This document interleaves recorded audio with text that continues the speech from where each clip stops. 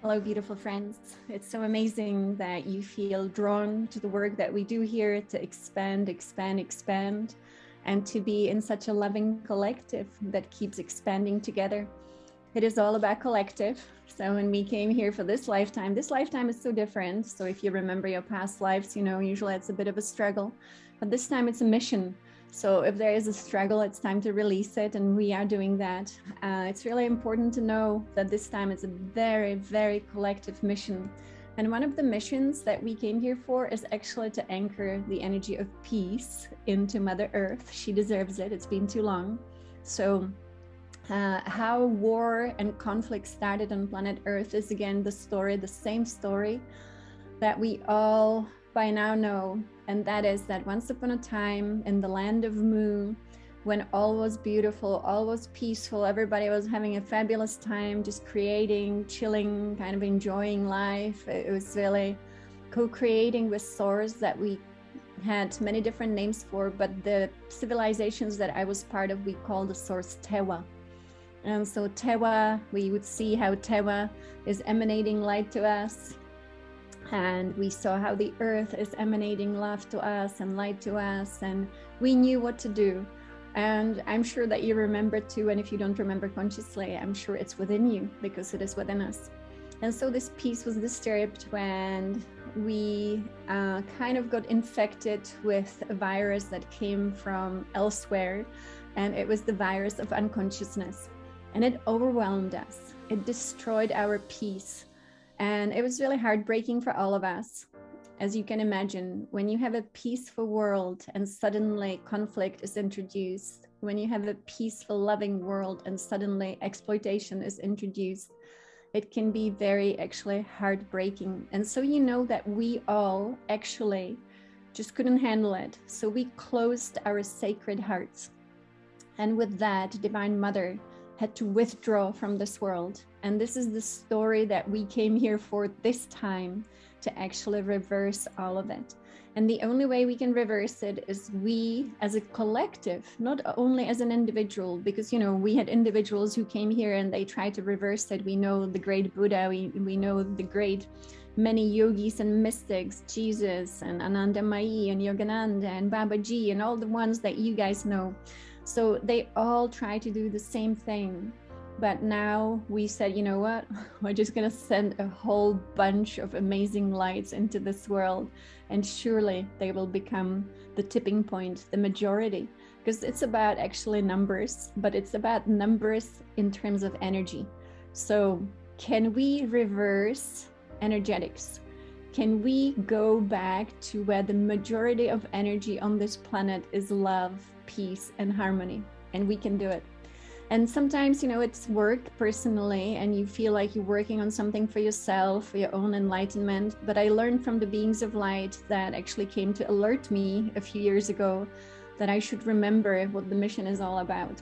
And so for many years, I thought it's a personal thing. You have to work on yourself for your own enlightenment, not selfishly, but kind of knowing like, oh, I have to get there. I know there's the highest potential somewhere. I need to uncover it. But when I was uncovering the highest potential through meditations with Oren, then I was suddenly given the memory of the end of Atlantis. And this was new to me completely because I only remembered many, many different lifetimes in Mu. And so when the lifetime in Atlantis was revealed to me, the last one, I realized actually it is about the earth. And still I didn't quite understand how this could be. How could it be that we came here to uplift an entire planet? And then, through again, more meditations with Oren, and we will do some meditation with Oren today, it was revealed that actually this is a planetary mission, and that we, as we anchor the light that is within us into the earth, we uplift not only all around us, humanity, but we actually uplift the entire planet. And then finally, she will not miss her turn, and she will rise again where she used to belong. So the earth, when she was created as a world of love and as a world of consciousness, obviously that creates a planetary energy, and everything in cosmos, Divine Mother showed me, is actually held together by magnetic energy. Now think about magnets. People call it the law of attraction, but let's look at it the way that Divine Mother explains it. So when she speaks to me, she doesn't talk about the law of attraction, but she says it's magnetism. Everything is held together by magnetic forces. And whatever resonates in a way that it corresponds with the magnet within you or the magnet within the earth will be attracting really and bringing to us what is within us. And so when the earth lost her magnetic field, the entire earth lost magnetosphere. And we really lost the wealth and the health and the energy of the planet. And so everyone within this earth that we are, humanity, we also lost our consciousness. And so that was the beginning actually of really what we call conflict and war. So fast forward to this moment, we made a promise that this time the earth will not miss the opportunity to go back to her rightful place, which is in a higher dimension where she used to be. And that is the harmony of consciousness, love, peace, joy, glory, respect, and love for all life.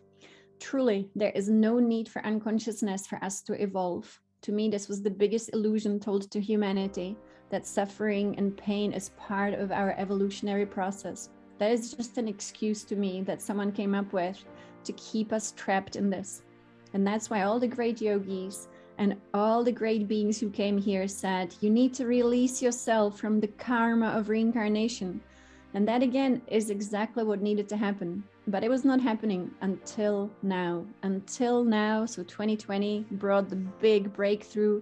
I know Yogananda, he was working on that big project of the end of reincarnation on planet Earth for humanity.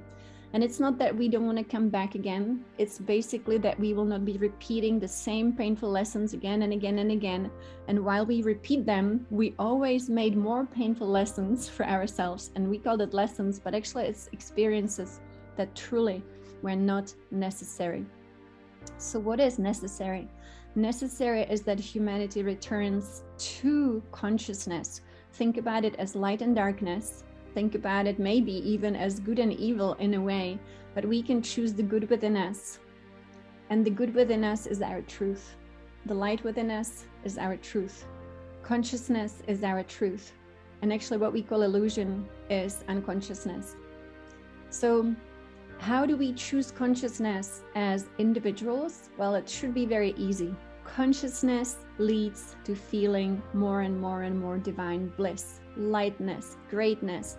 You feel on purpose. You are uncovering all your beautiful multidimensional self. So this is pretty much a really great picture of the multidimensional self that we are uncovering here. We have many different methods. I only share the ones that I know that I myself practice and that they work. And I wanted to share what happened last night a little bit because I was practicing in the middle of the night. Yesterday I was sharing, how in the middle of the night, if you're laying in bed, this is a good picture, and you want to practice opening your third eye. It is practice, and so be patient with yourself. Sometimes it happens, sometimes it doesn't happen, sometimes it happens after a few breaths, sometimes it happens after a few weeks. So again, as you know, practice makes master, and so we are becoming again the beings that we used to be. We are just uncovering that. And so I was laying in bed and I thought, okay, it's the middle of the night, great time to practice breathing through the third eye. And so if you were on the call yesterday, you know the technique. The technique is ideally put something light, over your eyes, even though you are in a dark room. Usually this happens in the middle of the night between 3 and 5. You start focusing on your third eye. You kind of cross your eyes to go up into your third eye. And you start breathing deeply. You want to have always the breath going through your spinal cord, up and down, up and down. And it's a kind of nice game to play with yourself if you cannot sleep. And then chanting Om into your third eye silently. And so as you silently chant into your third eye, you create an internal vibration of source. And then you are calling source to yourself. You are calling Divine Mother to yourself. Even though it's internal, it is also your state of being. And that is you showing your mastery in the middle of the night if you cannot sleep, for example. And that is the best time to practice, because you want to be very tired. And usually in the middle of the night, we are very tired. But you also want to be awake because if you are not awake, you are asleep, of course. And so definitely keep trying, because I know from the people who have practiced this with me, eventually it pops open.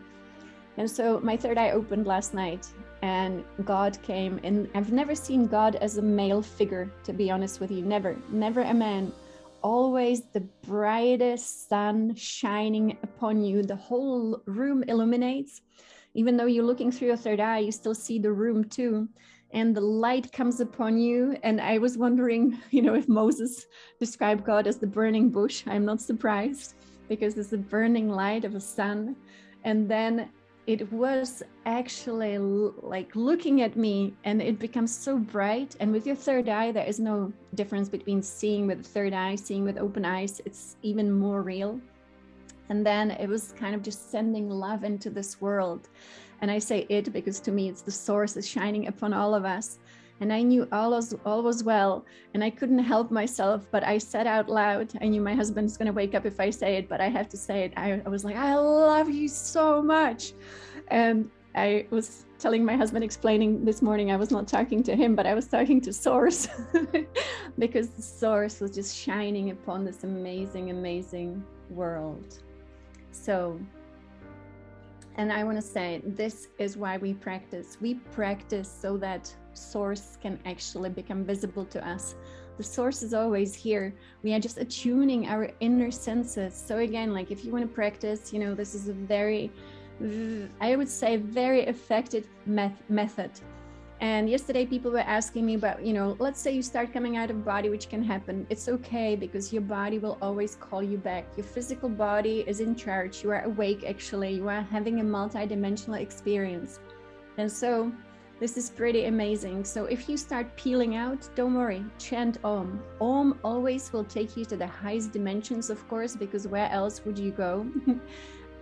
The intention behind things also matters. So if I, keep chanting Om and suddenly I float out, and I'm actually floating out, then I know, like, okay, this is the next journey. So where do you want to go? Always want to go to Source, always want to go to Divine Mother, always want to hang out with, let's say, I don't know, Babaji, Jesus, Yogananda, and you will go there and it will be multiplied. As you know, Divine Mother is the force of multiplication.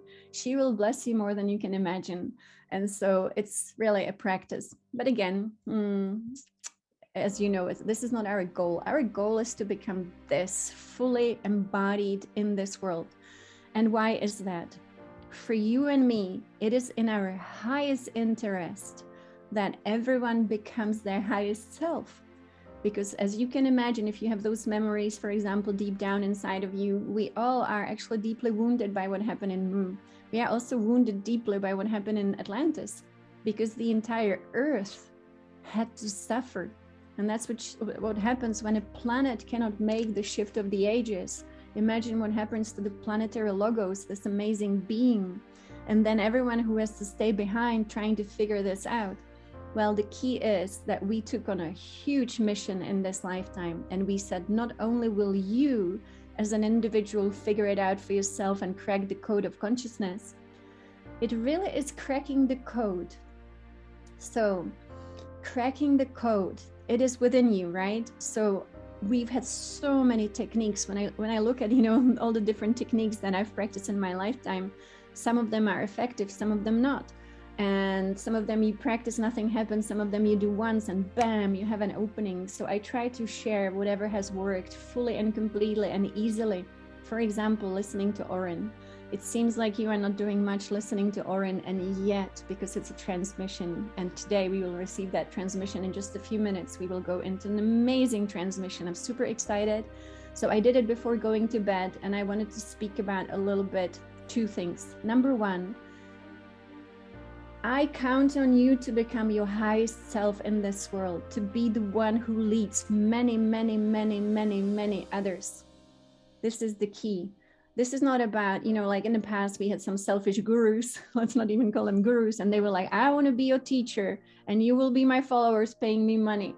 And I think we still have some of the gurus in this world and teachers, but that's not what we want. If we truly want to be honest about how this goes, you need to become the next master being and create masters all around you so that they create masters all around themselves. And then finally we go back to everyone's in their mastery. And that is the key. The key is total selflessness. Where is the self? Like, does the self have a place anywhere in here? Why would that be important that something is my, and you don't, you know, like, we know exactly where we're coming from this in this civilization. This is now about absolute giving of yourself to this mission. And every day, I would say this is the practice that I have. And I just wanted, I know that everybody has their own practice, but I wanted to share mine just so that, you know, maybe we can compare our practices. So to me, every day, as soon as the sun rises, it's an amazing opportunity to be one with Source. When the sun goes down, it's an amazing opportunity to be one with Source. Whatever that is for you, if you meet it, that is the experience that's going to be yours. So for me, meeting Source, meeting the eye of God, meeting, you know, master beings like Yogananda, but of course, Divine Mother. So whatever you want to connect with, every day, connect until you really crack the code. And the connection is an experience that will forever, ever, ever change you. Now, if you see, let's say, Source looking down at you in the middle of the night, well, how do you wake up in the morning then? You wake up on purpose, right? And then you want the next homework. What is your homework? But you don't want homework from someone else. You want homework from God, really. Homework from Divine Mother. And you say, how can I be in this world today? What can I do for you today? What is your will, by the way, today? What is the divine plan today? How can I be part of your divine plan? So these are the big questions I would ask every day. And then the answers come. Honestly, so there are some nights where I just sleep and nothing happens. And I say, I don't like those. I like to be on purpose when, you know, the divine comes and they say, okay, so tomorrow this will be needed in the world. Today, this is needed in the world, and this needs to be fulfilled in the world, and someone needs to do it. So you go like, yes, that's me. I'm the big volunteer here. And I'll just, you know, get excited about this because every day you want to be on purpose. And I think this is really great. This is the divine work we came here to do. So today we will go into a quantum leap. Now, to me, quantum leaps are really great because they take you upwards towards your greatest self. We already have this picture here. You are a 12-dimensional being. We all are. And we are just kind of restoring this multidimensionality within us. And we have a lot of people who are going through what we call the process of awakening. And really what it is, we are restoring this design within us and remembering through this design who we are, where we belong, why we're here, and so on and so on. So this obviously connects you to your own 12-dimensionality, which means you might remember yourself suddenly as a star being. You might remember coming to planet Earth. You might remember this and that, or you might remember nothing. It's okay, don't worry. It's all, that's going to be the breakthrough. To me, a quantum leap. And this is, you know, Oren will be asking us, we'll be working with Oren. We'll do a little bit of the Hamsa breath before we do it. But today, this is a $7 meditation from Oren and Deben. So if you want to be quantum leaping every day, why not? Please go to Oren and Deben and get this one. It's a single journey, which is great. All the single journeys they sell are for $7. So I just bought a bunch, which I didn't have. And so this is one of them. I actually have had this one for many years. And so quantum leap is going from one level of consciousness to a whole new level of consciousness. And then that becomes your new status quo. So like a whole new level of your being, new perceptions, new understandings. And we're going to do it by going higher into our own self. So eventually we all want to remember every level of the 12-dimensional being all the way to source. And so the breath that Yogananda gave us, for example, the breath Hamsa, you can practice sitting down, you can practice standing, you can even practice laying down, it's fine. So in the middle of the night, for example, I do a few of those and then I do a few Oms. And you always want to be moving like an elevator through your spine. You know, your spine is a multidimensional spine. It's not just the physical bone or, you know, whatever is in the spine, but you actually have your multidimensional tunnel within the spine. So when you do Hamsa, you are activating this elevation to God within yourself. Everything is within us. How else could this be designed if it is not within us? And so if you remember, when we do hum, we go from the base of the spine up with the elevator to God, to our 12th dimension. Then we go sa, down to the base of the spine. If you want to go below your feet, it's fine. Totally just follow your intuition. So we go up and down, and it is hum up, sa is down. And it's inhale up, exhale down. And so this really helps us to activate our quantum levels of the 12-dimensional being. You know, it's so amazing when you get to meet yourself, let's say in the 11th dimension, and then you actually get to meet yourself. You meet yourself. You can't ever undo this. So there are two ways to actually explore divinity. One is a belief system and faith.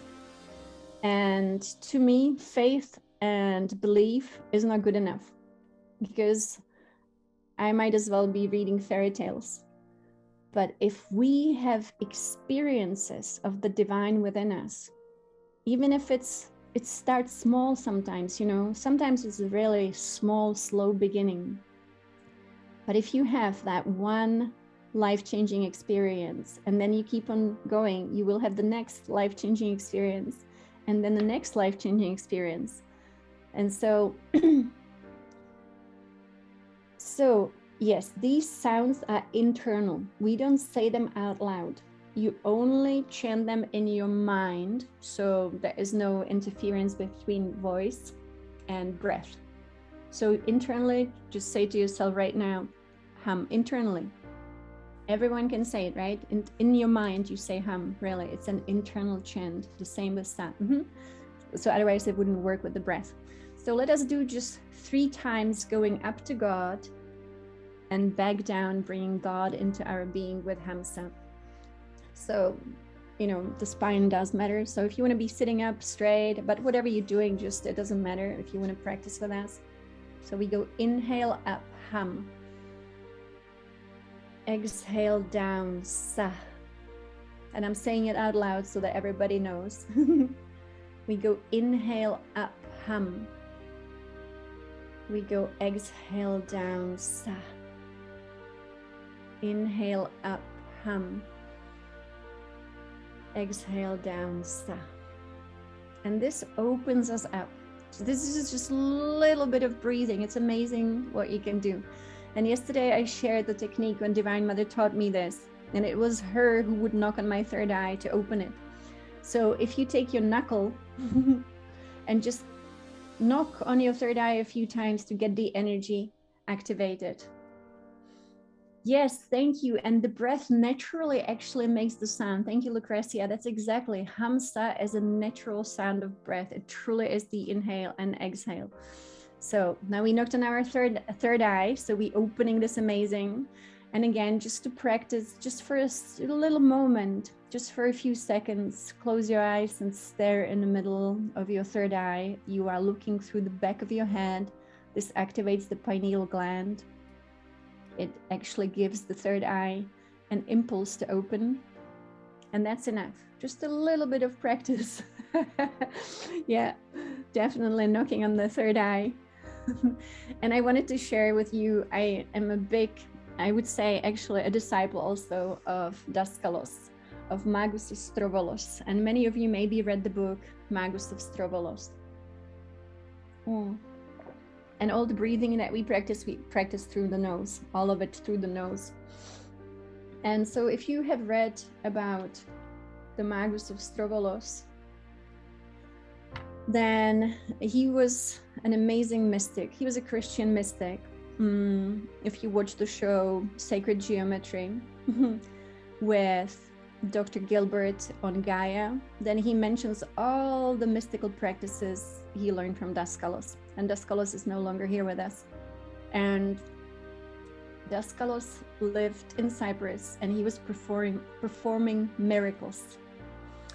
And all the miracles he was able to do, he was like regrowing people's bones. So if someone broke their bone, he would just touch them and the bone would regrow. If people could not walk, he would kind of straighten their leg and they suddenly could walk. So definitely a miracle maker. And I was really inspired as a teenager when I found his book called The Magus of Strovolos.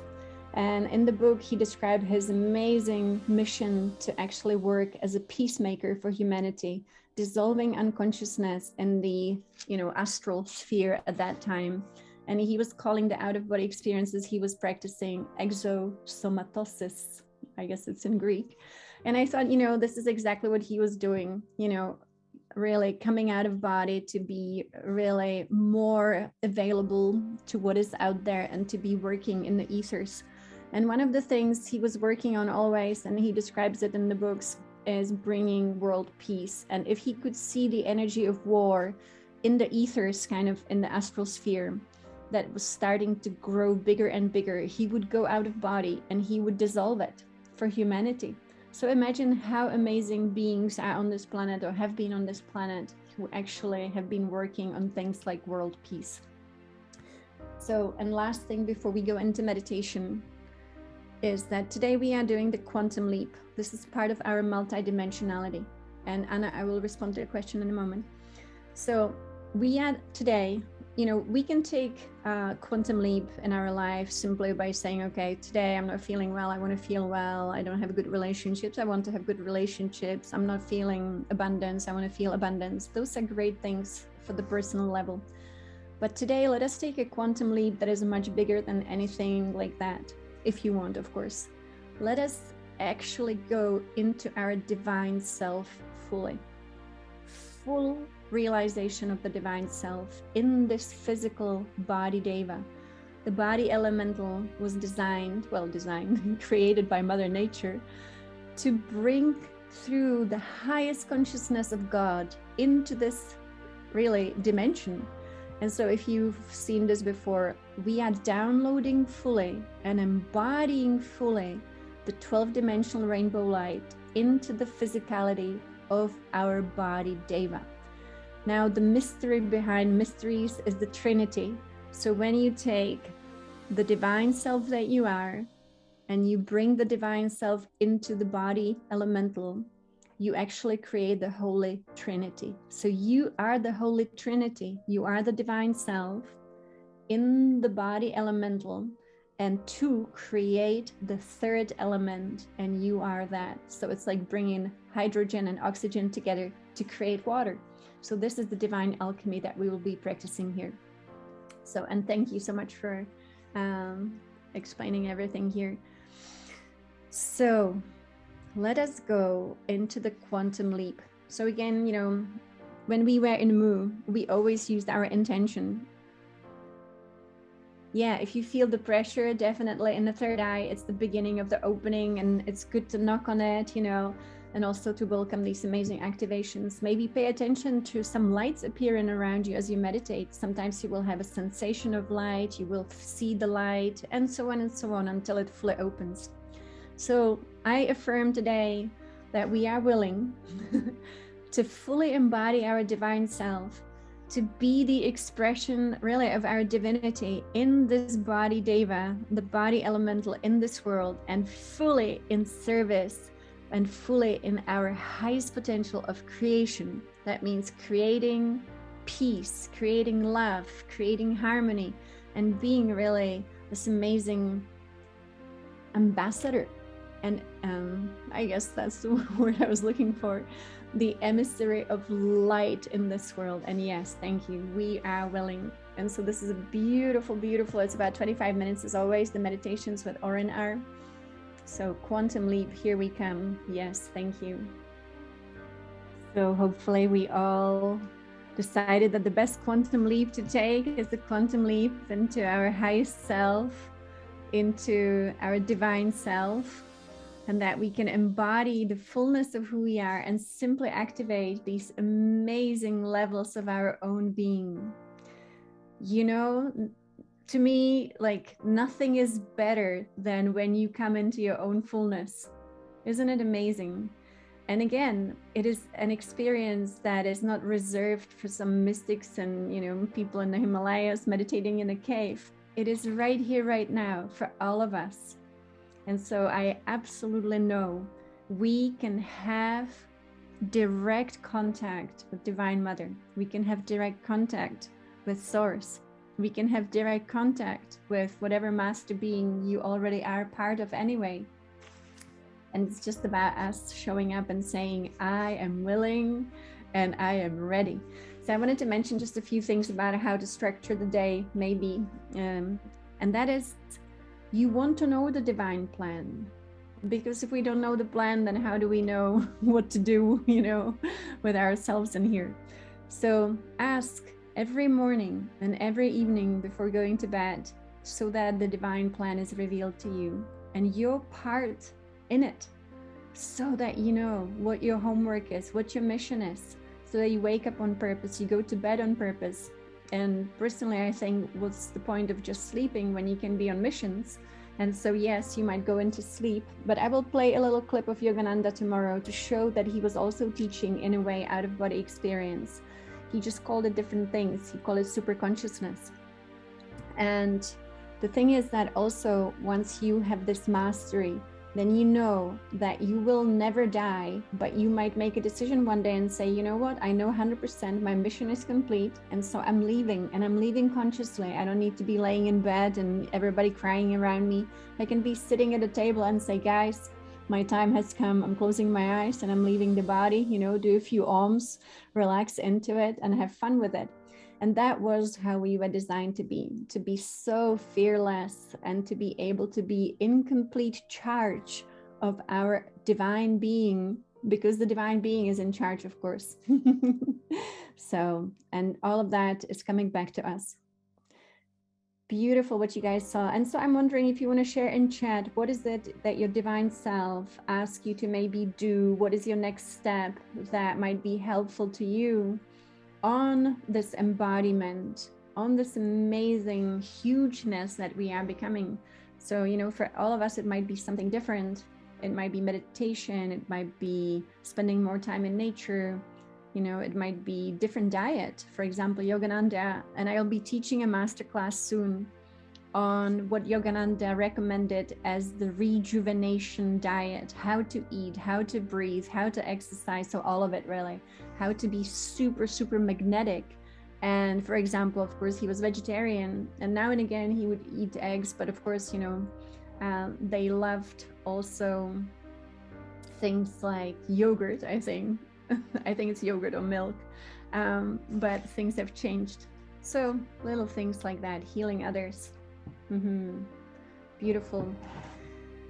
So what we do with our day and night really does matter. How we go through the day does matter. We are constantly using life force, so how we use it does matter. And right now we are here as a very big collective of beings who said, this time we will spread peace, harmony, joy, and light. We are in a way what you would call the children of light. But of course, we know that light is consciousness. That means that we also have some people in this world who are still fully dancing with unconsciousness. So they are not our enemies, but they do create suffering and pain for themselves and others. And so it is in our highest interest to be the force of transformation, transmutation, to bring peace and harmony to the whole world, to all world. And one thing before we go, I wanted to mention, so tomorrow we'll be doing our last day of this masterclass, and then we'll take a break. Tomorrow is equinox. For us, it is fall equinox. In Australia, I guess it's spring equinox.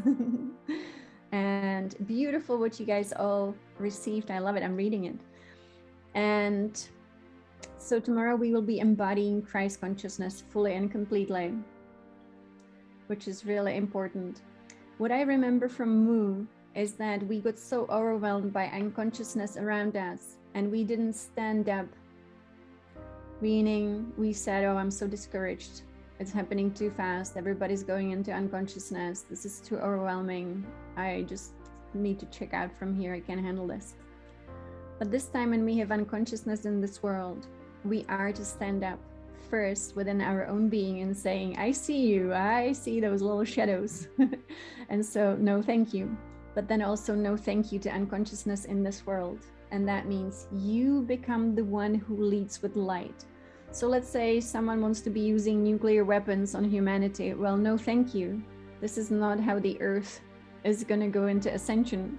And we all know that the number one principle is to love all life, to protect all life, to be an incredibly compassionate, loving, caring being who cares for the world so much. So how could anyone on this planet be so hurting? We need to show up with our consciousness and say, I am here and I am the peacekeeper for this world. So that's the power we have. Beautiful. Thank you so much for sharing. We'll repeat the meditation and a little bit of sharing tonight at 5 p.m., but also tomorrow for our embodiment of Christ consciousness. So thank you for being here, shining so bright and leading the world into greatness.